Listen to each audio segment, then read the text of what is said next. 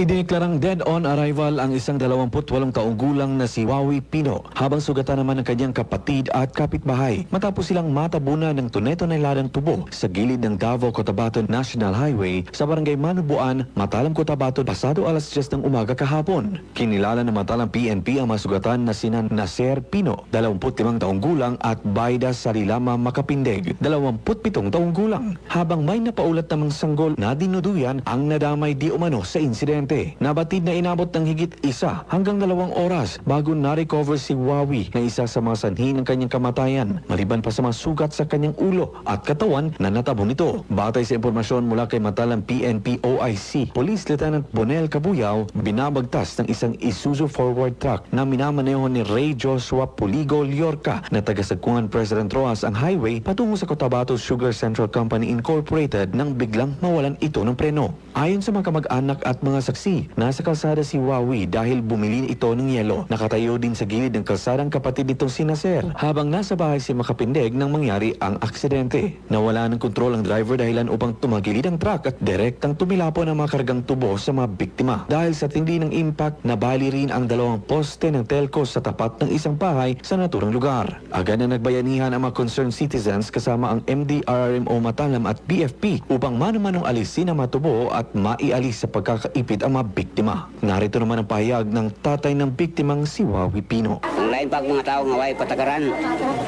maluwi siya ba? Pero kay ako kay religious man ko. Mga yung magdabang kay akong bata na dito sa ospital ang subang.